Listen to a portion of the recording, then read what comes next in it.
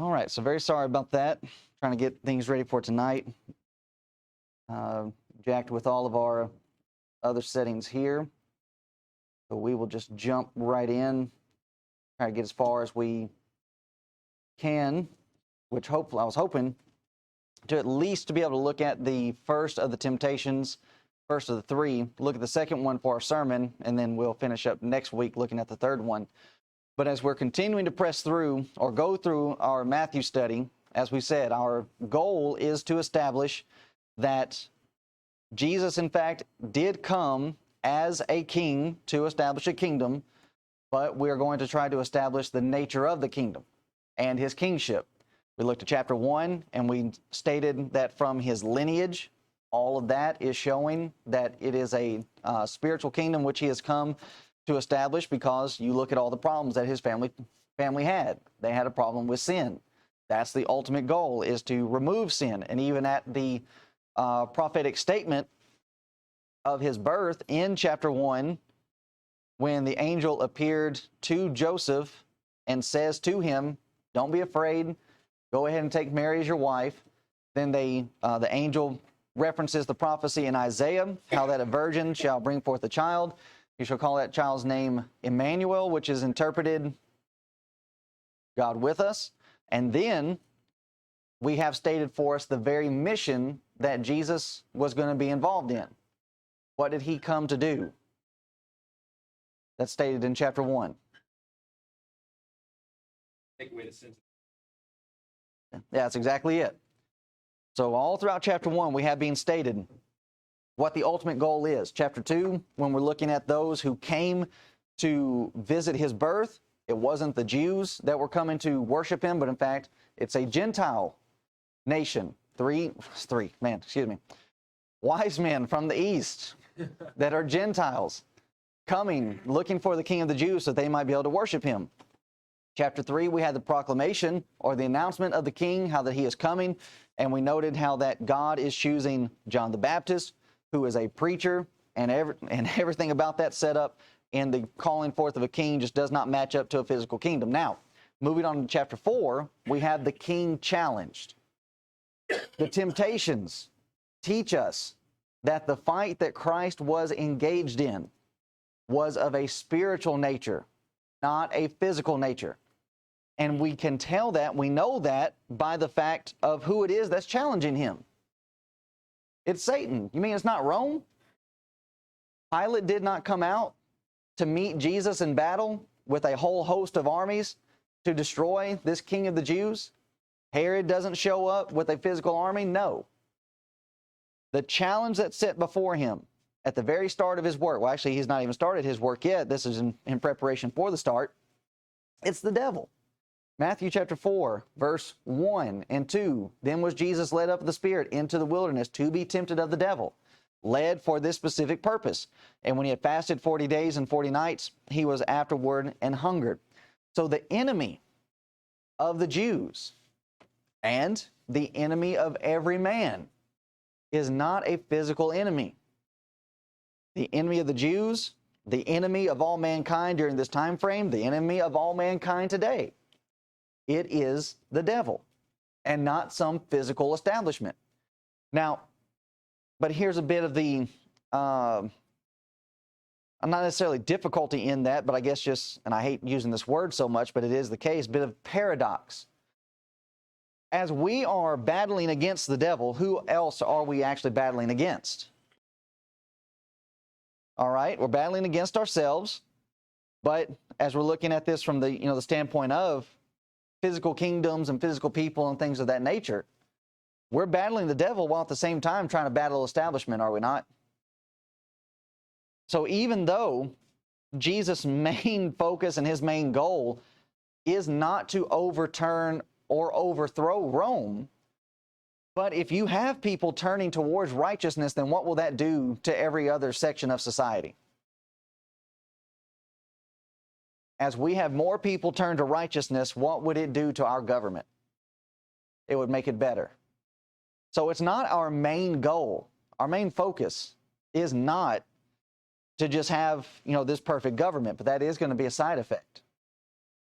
Jesus and trying to convert these Jews. What's he trying to do? He's trying to return the system, the religious system and the government, back to its purest form.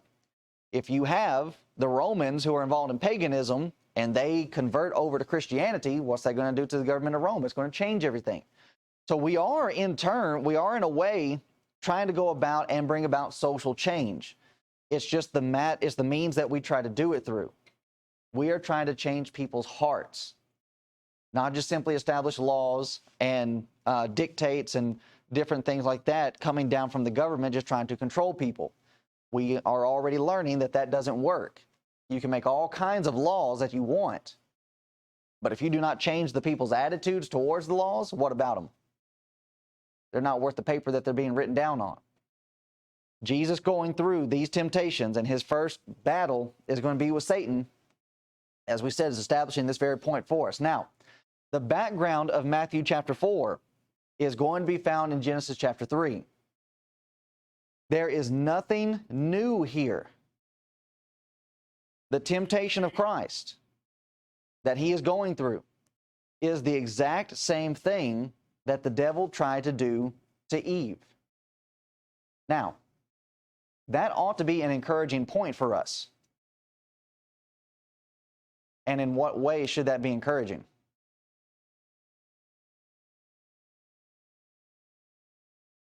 Look back and see.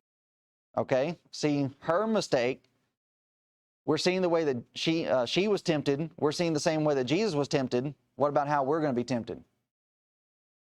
It's all the same. Nothing new. Nothing changes with the temptation. It's just packaged a little bit differently. So it shows to us that in any effort that the devil's going to make so as to try to tempt us, we can learn from Eve's mistakes, but we can also learn from the means in which that Jesus actually was able to overcome. One or 2 points that we're needing to consider when we're looking at all three of these temptations, and even the temptations that were made to Eve. Every one of the temptations that Satan tried to lead Christ to place his own will above the will of God. That's at the core of any temptation that we face. Self-will is the tap root to every sin. What I want to do, what my aim is, what my interest is at the center of anything that we will do that will have us contrasting or going against what Jesus or what God actually has said.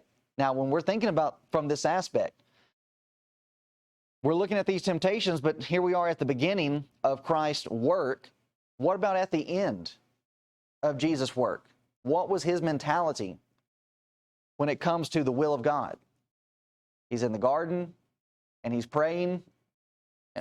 God's will be done. Okay, not my will, but your will. Everything that would lead us away from God, Christ, has to do with our submission or lack of submission to the will of God. So even as we said, Genesis 3 is the background of this. At the very essence, the very core of Eve's sin was self-will in rejection to the will of God. God said, do not eat. She decides. She, of course, is deceived and she's tempted, and her will says, I want to eat. When we're considering what is at the core of Christianity, it's all about self-denial and denial of my own will. Jesus said in Matthew chapter 16, verse 24, then said Jesus unto his disciples, if any man will come after me, let him deny himself. But you see, that's where the battle comes in. So going just like to the point that Jamie mentioned a moment ago, that we are battling ourselves while at the same time trying to battle the devil. My flesh, we have a will and we have desires. And now my will is having to be altered and having to be controlled by something greater than me. And there's a huge difficulty with that, even considering, like you throw into the mix our politics, our nationality. I'm an American. I have my rights. Well, that may be the case. But even as we have gone through our 1 Corinthians study, what about when it comes to some of your rights? You might have to be willing to sacrifice some of your rights, some of your liberties, so as to be a Christian.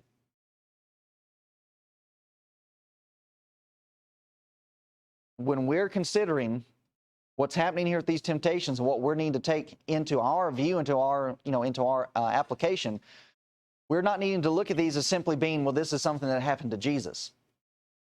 And therefore, since it's happening to him, it has no type of connection to what we're going through. Jesus was made flesh just like all of us, right? He was born of a woman. He was a man just like everybody else.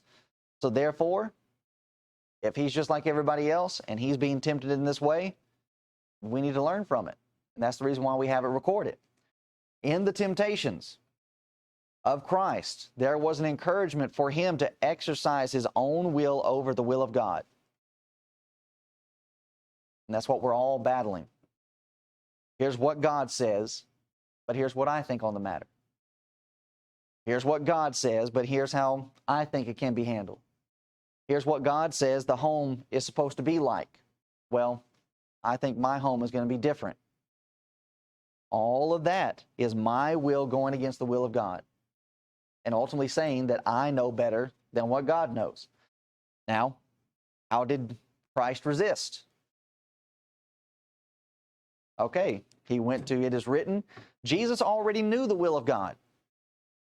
And when I know the will of God, and then somebody comes along, the devil or anybody else that he might try to use, comes along and tries to get me to go against it, I won't do it because I know what the will of God is. Jesus quotes back to the devil, as it is written. He quotes to him Scripture. Now, just remember what Satan said to Eve in Genesis chapter 3. Genesis 3 and verse 6, when the woman saw that the tree was good for food, first temptation that the devil is going to present to Christ, turn these stones into bread, and that it was pleasant to the eyes, a tree to be desired, to make one wise. When you have going up on the pinnacle of the temple and then having Christ to bow down and worship him, all of that is an appeal to the flesh and a glorification to one's ego. Prove yourself, show yourself as to be some great one. So as we said, verses 2 and 3, when he had fasted 40 days and 40 nights, he was afterward and hungered. And when the tempter came to him, he said, if thou be the Son of God, command that these stones be made bread. He's up to his same old tricks. It's the same game. All of it is trying to get us to focus on the physical aspects. Satan ultimately said to Eve,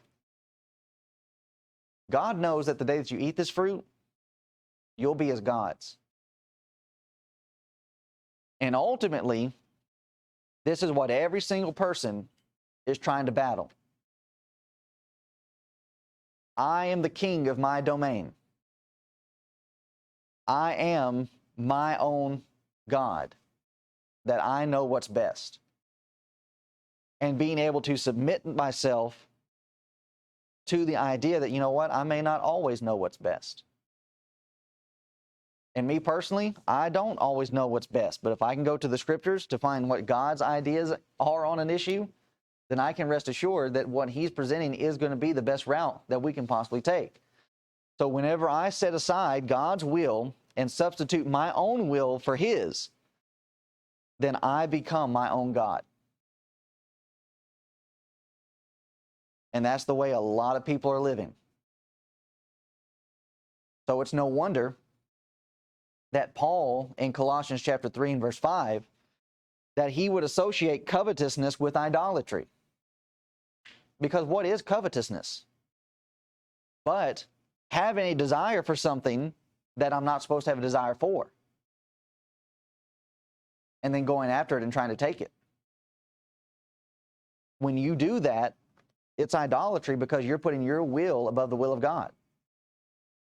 God says don't do this, but I want it. Just like Eve. God said don't do it, but she said, well, I want it. She put her will above God. She became her own God. And even with that type of, even with the situation with Eve,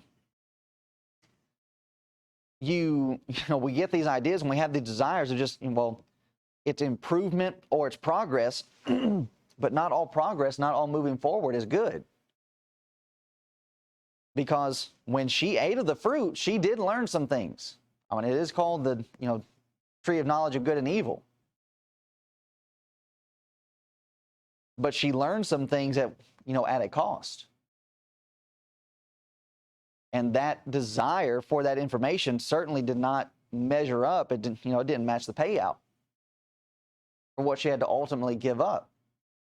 And so that's the thing also that is needing to be learned from that situation, that when it comes to what God is wanting us to know, and that's what the devil did, he planted doubt in Eve's mind about the goodness of God. Well, he's trying to withhold something from you. He's trying to hide information from you. No, God wasn't hiding anything. God already had a mind to reveal what was needing to be revealed. But there are some things that even though we may be curious about them or have a desire to know about them, does that necessarily mean that we need to know about them? No, it does not. But too many people, they're caught up in this realm of covetousness, looking at the things of the physical, not being willing to submit their own will to the will of God, and thus they become their own idols. So connecting this information to what we just went through in our Corinthian study, remember that Christ is being described as the last Adam. The reason for that is because the first Adam, with what we're seeing here, the temptations, the first Adam failed. He wasn't deceived, but he still failed to the test that was put before him. Christ, the last Adam, is going to succeed where the first Adam failed. And that he will overcome these temptations, and that he will continue to follow after the will of God. Now, the second thing that we learn when we're looking at the temptations of Christ, we learn what the true meaning of life is.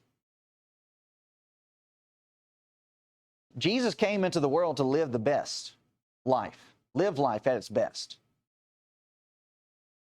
But Satan came to tempt Jesus and to pervert life from what God had intended.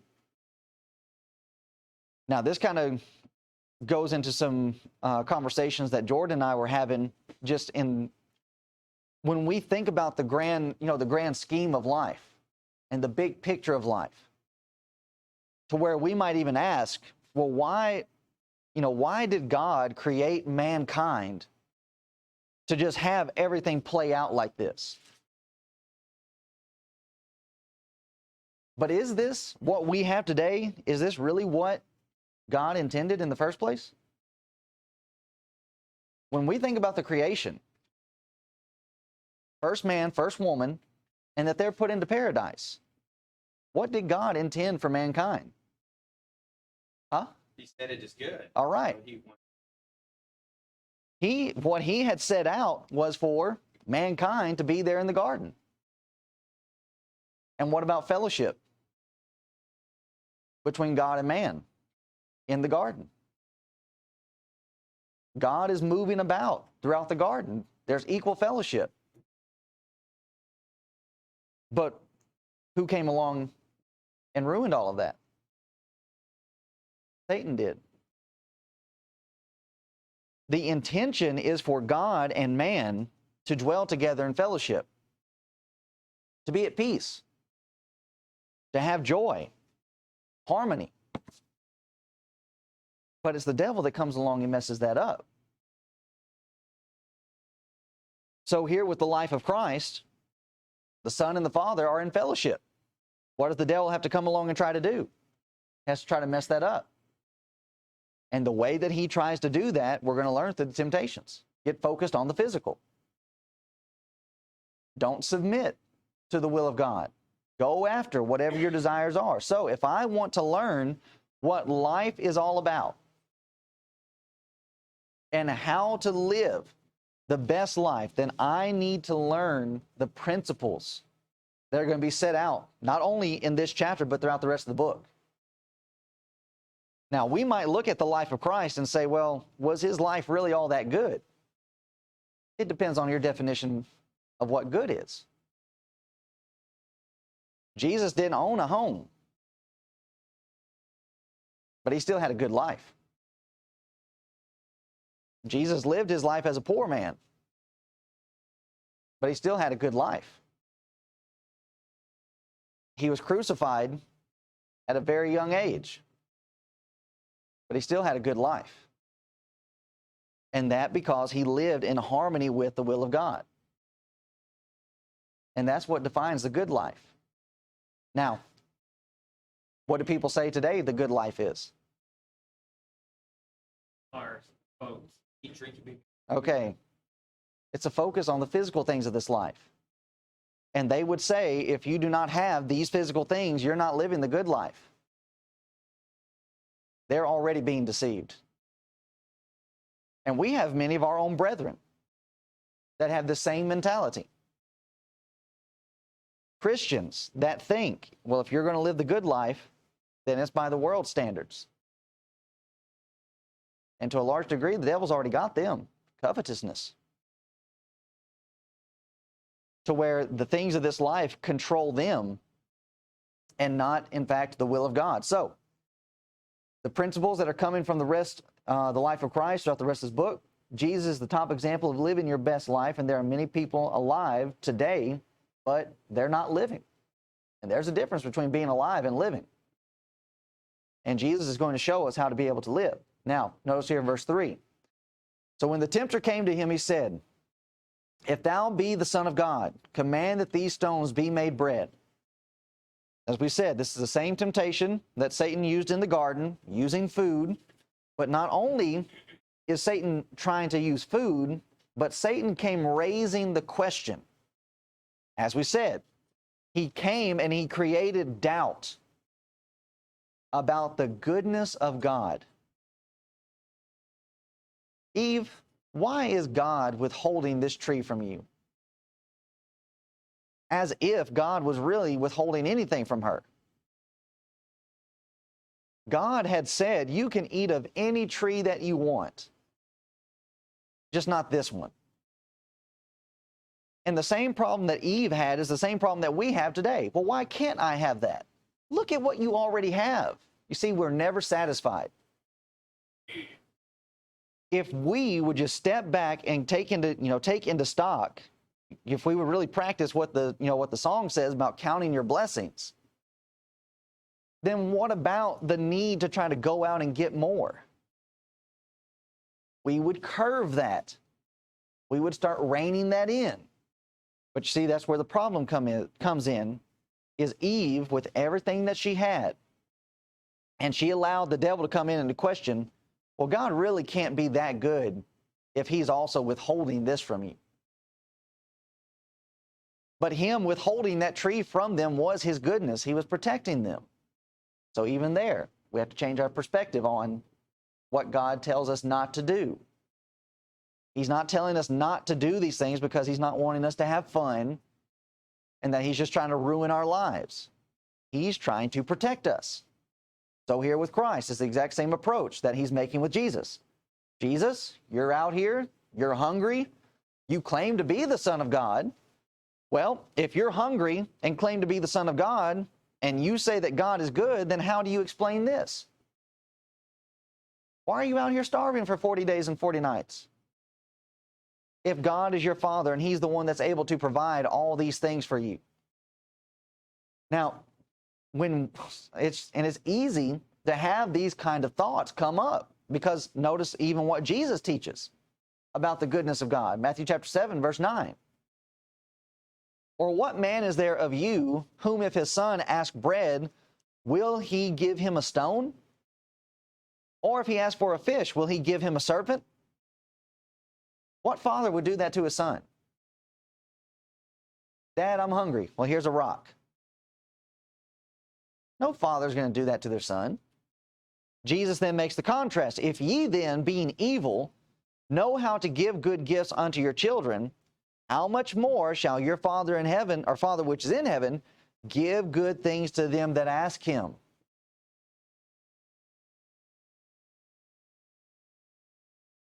Now, if we do not properly understand this in its context and in view of other things Jesus is going to teach, but we'll deal with it when we get to this chapter, we will misinterpret this to start thinking, well, if I follow God, everything's going to be good. Yeah, health and wealth type of doctrine. That's not what Jesus is promising here. Jesus is trying to teach a lesson to these hypocrites. If this is how you know how to be, then what about when we get over here and we start following after God? Then yeah, He will provide. But that doesn't mean that your life is going to be easy. It doesn't mean that's always going to be a picnic. Now, we need to learn from these type of events. Here's Jesus, here's the Son of God, and here He is. He's hungry. Life is going to have difficulties. It doesn't matter who you are, Christian or not. Life has problems. So when we have difficulties in life and we start raising questions within ourselves about the goodness of God, the devil's right there. Well, I'm a Christian. Why is this happening to me? I'm following after God. I'm trying to do His will. Why am I having these problems? Why is He doing this to me? Why is He not being good to me? Your circumstances do not determine the goodness of God. How, we start questioning, how could God let this happen to me? And that leads people away. When we need to be taking the difficulties of life and just learn from them. And the response, the answer that Jesus is going to give back to the serpent, Matthew chapter 4 and verse 4, He answered and said, "It is written, man shall not live by bread alone, but by every word that proceedeth out of the mouth of God." Satan tried to place the body above the soul. Okay, Jesus, you're hungry. That's a natural thing. Man's got to eat, right? Well, you're hungry. You've got to eat. So just turn these stones into bread. Not if it goes against the will of God. You mean I might even have to sacrifice a meal to be pleasing to God? It very well could be. But when we are considering how it is that Satan is appealing to the physical, he did it with Eve, he's doing it with Christ, and will use the same to lead us all away from God. And so we need to realize the physical things in this life, they have their place. But they do not need to consume us to where they take priority in our lives, placing the body and its desires and its appetite above one's own soul. Now, as we said, how many that claim to be Christians, and yet they allow the material things of life to be primary in their lives? They will involve themselves in all kinds of worldly activities. But then when it comes to the activities of the church, activities of the kingdom, they're not there. When it comes to their own personal study and their own personal growth, they look at what everything else they have going on. It's just, well, I don't have time to do that. But the answer that Jesus gave and the quotation that He uses here, He said, it is written. When it says it is written, that's a quotation from the Old Testament. Anybody know where this is coming from?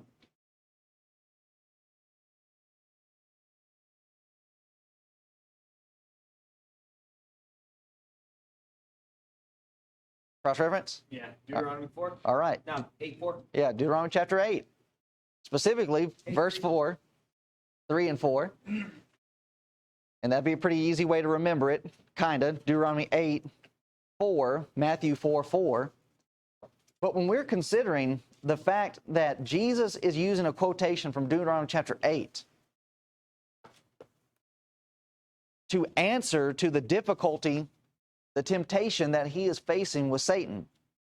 Remember that Moses is talking to the second generation. The generation that had grown up in the wilderness, the first generation, has died in the wilderness.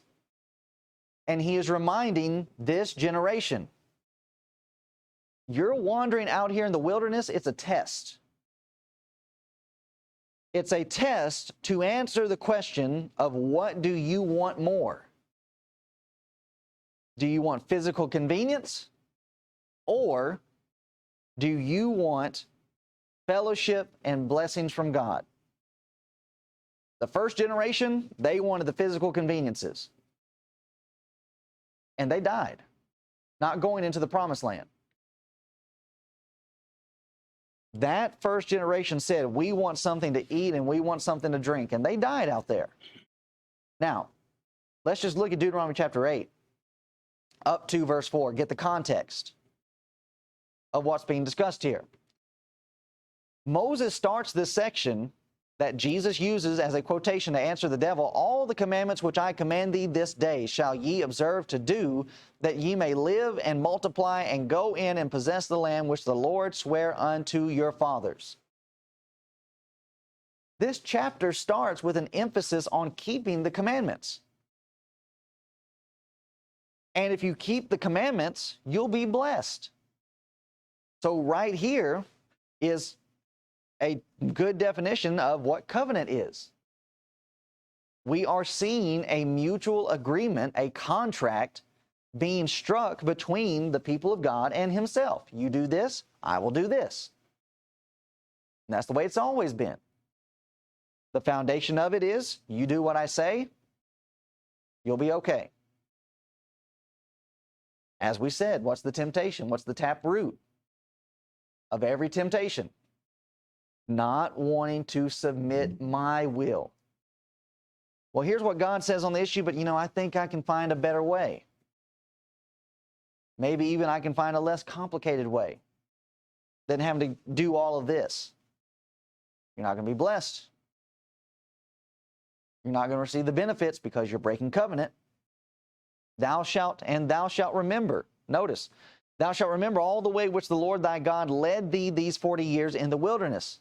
He's telling the second generation, do not forget what happened here. Here's why. To humble thee and to prove thee. To prove is to test. God put you through the wilderness so as to break your pride. Pride is a dangerous and deceptive sin. And it is something that all individuals coming to be Christians and followers of Christ, they all have to be in a condition where they're going to be willing to swallow their pride. And things happen in life to help us with that. To where, like we're saying, going back to the difficulties of life, we do not need to despise the difficult things of life. They are there for our benefit.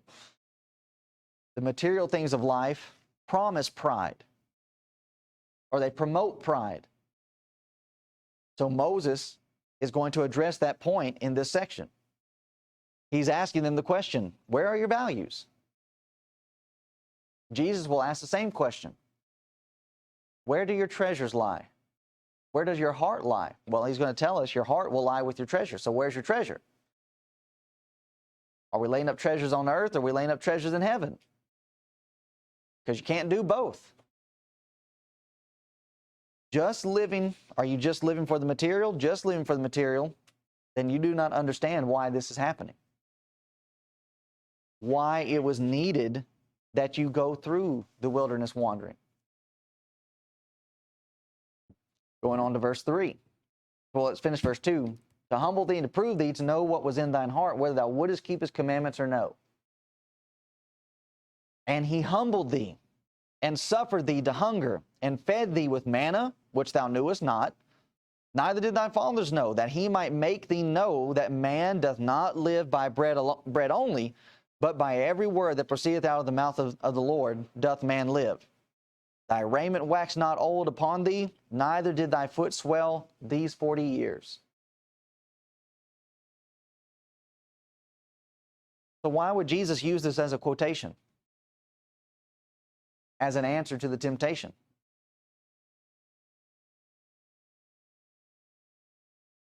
The difficulties of life have a place. They have a purpose. They have a reason. Not that God makes it happen in every situation. I mean, everything that happened to me in the previous year, I don't blame that on God.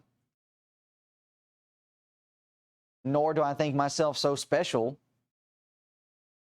that God just did that, especially for me.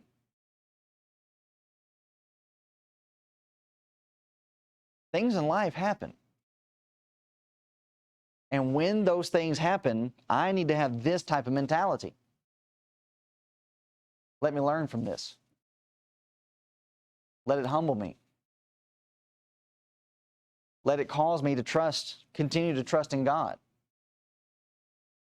I mean, you just take my situation and how many people would have walked away from the church, walked away from religion, walked away from God. Here we've been involved in the work of the kingdom, trying to do what God wants, and this is how He repays me? That's the wrong way to think about it. The wrong way to view it. Jesus answering by this means is, He's not denying the difficulties that he's in. Yeah, He's hungry. But He also knows that in the proper time, God will provide. Just like He provided for these people. Fed them manna. When they complained about the manna, He sent them quail. But as we said, human nature, people are never satisfied.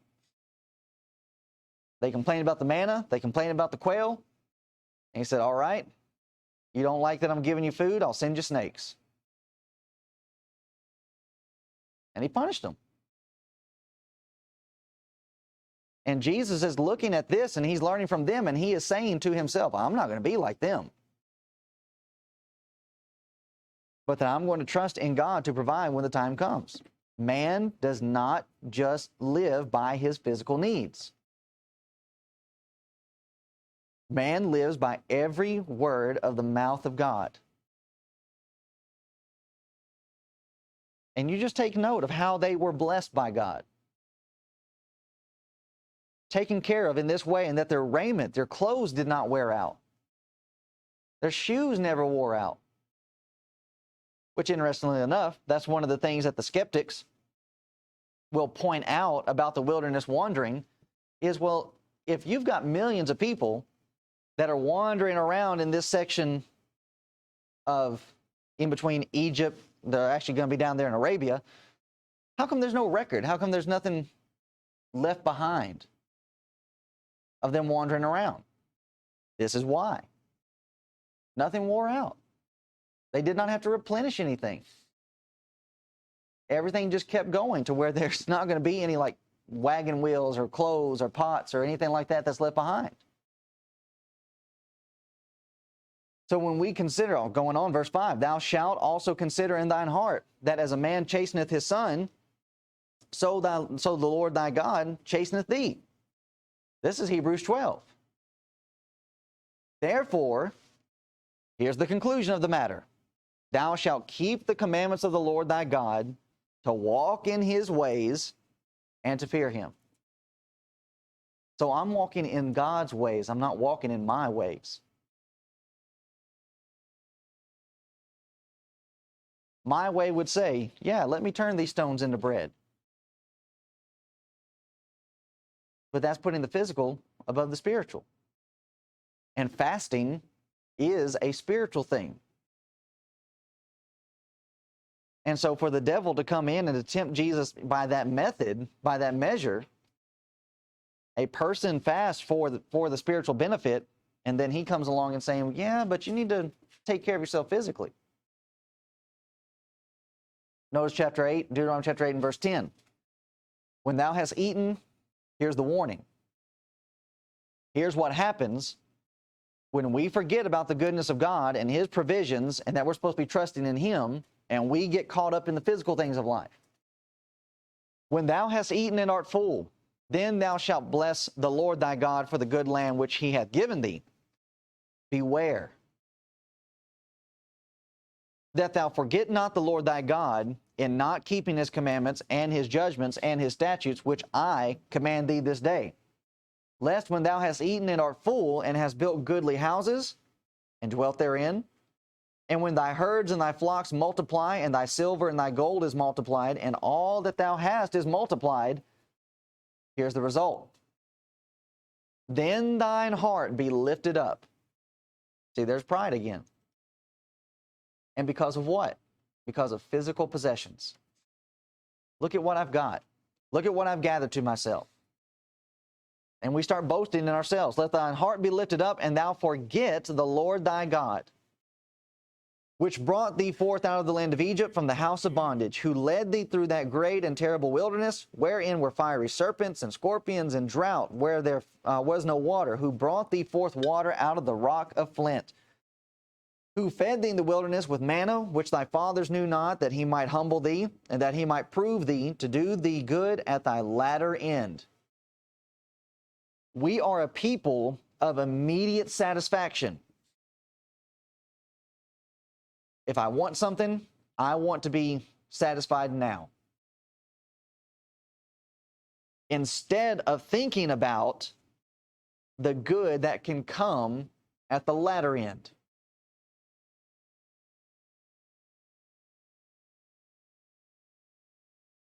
I am not a spender. I'm a saver.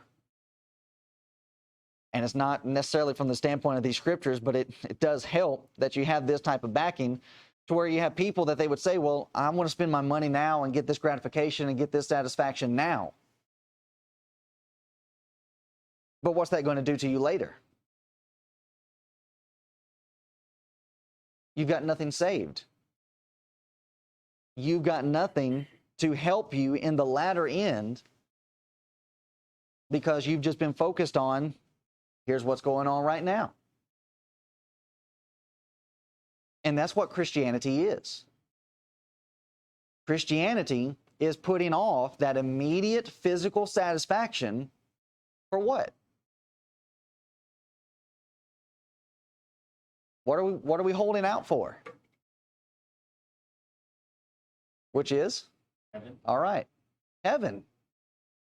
Eternity. Yeah, I could live however I want to while I'm here on this earth. But then I would miss out on the good that's coming later. It's like yesterday, we were out doing some evangelistic work, and we end up rolling through lunch to the point where it's, pushing a couple hours after lunch. It's like, man, getting hungry. And we could have just pulled in anywhere, McDonald's, Taco Bell, whatever, and gotten that immediate satisfaction. It's like, well, I'm hungry, let's just go ahead and eat. But I kept holding off just, from the standpoint of, like I said, I'm not a spender.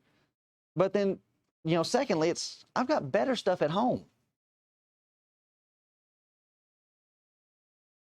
And our mentality is like that, to where we're in the moment, we're hungry, we pull in and get something, and then we get home and there's a home-cooked meal waiting for you. Well, guess what? You've already eaten. You don't want that. And most of the time when you get home and it's just like, I could have had this.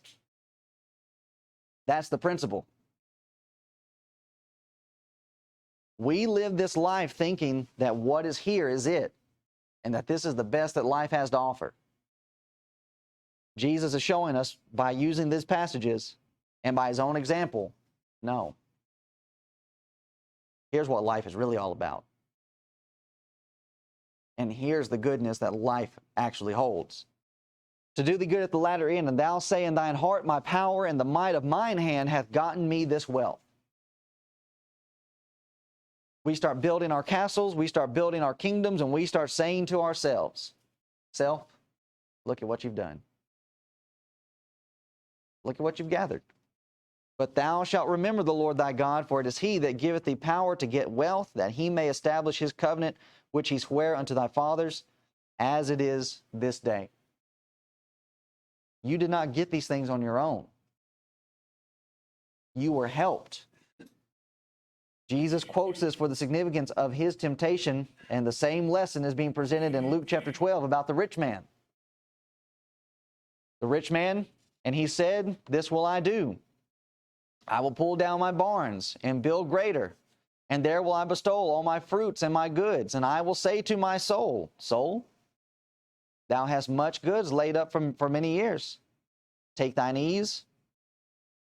There's that phrase again. Eat, drink, and be merry.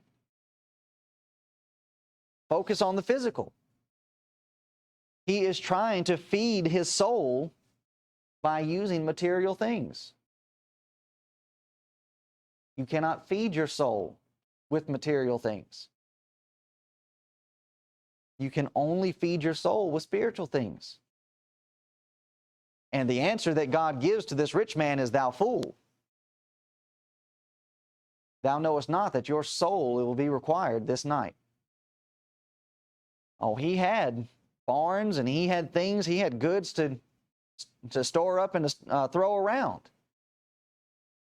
But he lost his soul.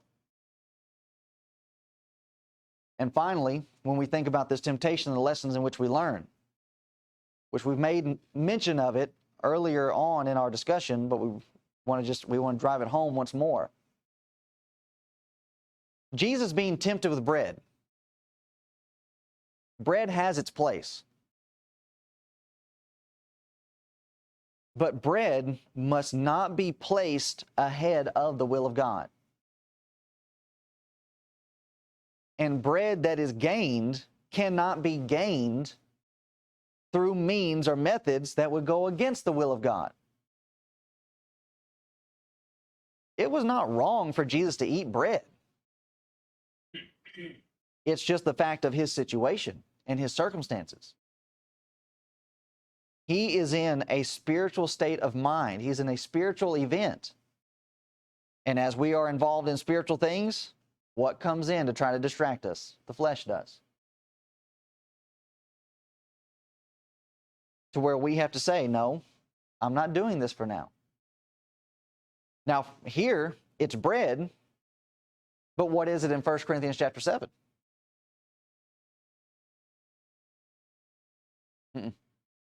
Marriage. You have a husband and a wife, and they are agreeing to withhold themselves. For what purpose? For godly purposes, fasting and prayer. There again, showing us the principle that these things have their place. Our homes, our cars, the things that we use for recreation, the things that we use for enjoyment, they all have their place, but they're not to overshadow and overpower the spiritual things of life. Now let's just think about this. How many times do we hear brethren say, "I can't make it to the assembly. I've got to put bread on the table"?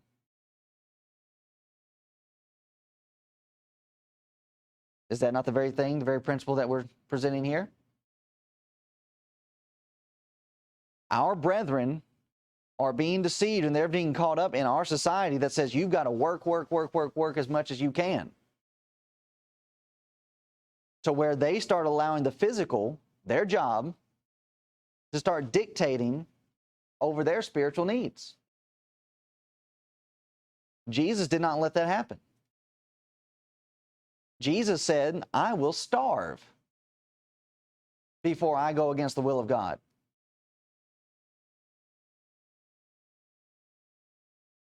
But yet we have a lot of our own brethren that they will sacrifice the spiritual just so as to make a living.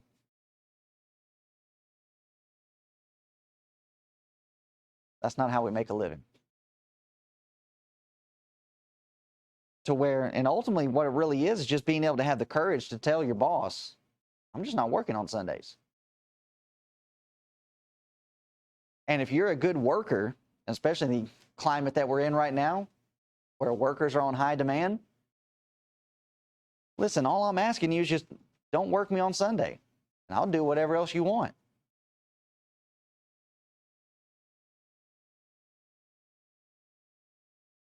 Just being able to make that type of stand.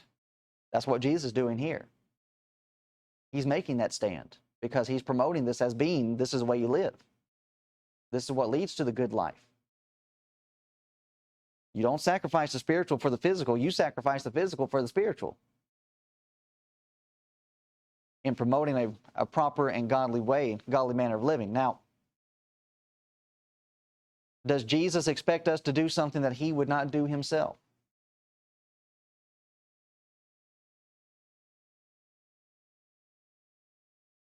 We know that he wouldn't because he's doing it right here. Well, Jesus, you're wanting me to sacrifice a meal? Would you do that? Yeah, he did that. So as to be pleasing to God.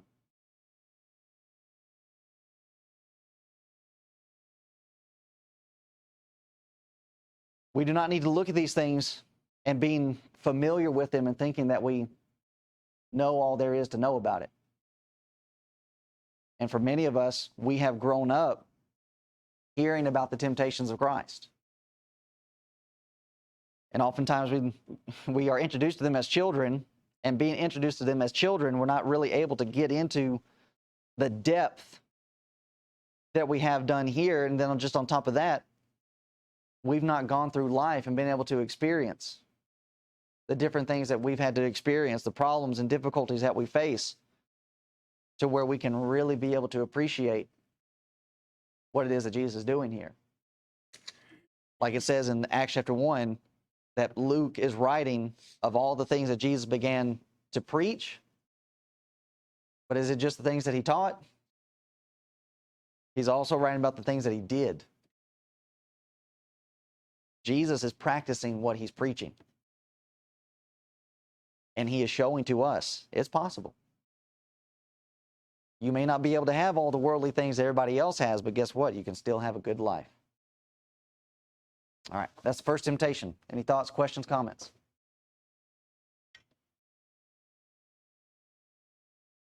All right. Then we will transition over into our worship assembly. We'll take a break.